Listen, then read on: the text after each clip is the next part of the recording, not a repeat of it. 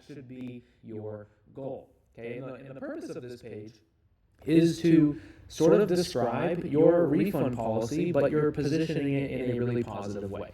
Okay, so if you scroll through this page, you'll see some different sections on here where you can write about different things that sort of go into the real happy.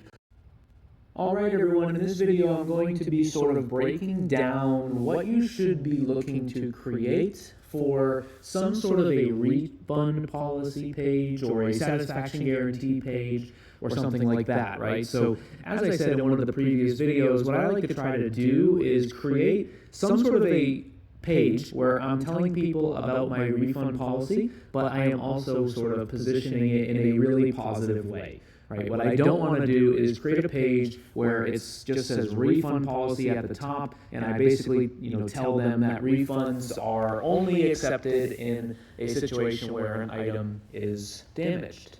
So I have created a page here where it is called the Real Happy Promise, right? So the Real Happy Promise, obviously real is spelled like fishing reel, and it's kind of a unique name for something like this. Another example would be if you had a sports-themed store, you could create something called the All-Star Guarantee. That would, again, allow you to create a page like this with a unique name. That should be your goal, okay? And the purpose of this page is to sort of describe your refund policy, but you're positioning it in a really positive way.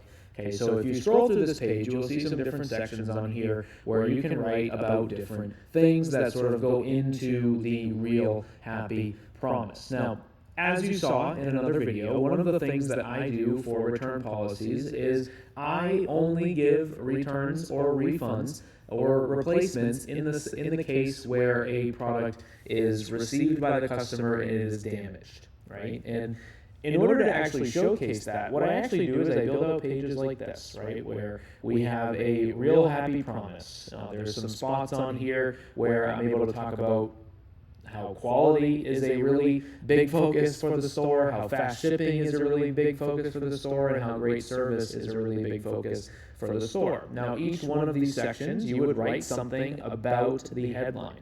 Right? You don't necessarily have to even copy these either. I'm just trying to give you different ideas for what types of things could go on this page. Same thing down here. There is a spot where there's an image. The text says orders on demand. We are an on-demand business, which means we don't carry any inventory and only produce items when you order them. High quality and low prices. Because we print everything on demand, we can offer the highest quality goods at the lowest possible prices. Your satisfaction guaranteed. If you receive a damaged product, contact us for a no questions asked refund or replacement. Okay, and then down below here, there's also a collapsible row section, right? In here is where you could get into maybe some more specifics, right? Like you could create a collapsible row section that says something like, can I return my item even if it's not damaged, right? And then in this section here, you could type something to the effect of, we guarantee our product's quality because we are a made-to-order business. We only replace items that are damaged or something to that effect, right? And then this page would essentially become, like I said, your return policy page. However, you are positioning it as the Real Happy Promise, where you are guaranteeing quality. You are talking about how you're going to provide great service and how products are going to ship fast, right? If you needed to give any more specifics on shipping, you could do that through a section like this down here, where you could actually fill out a piece of content here. I'll just type test so you can see what this ends up looking like.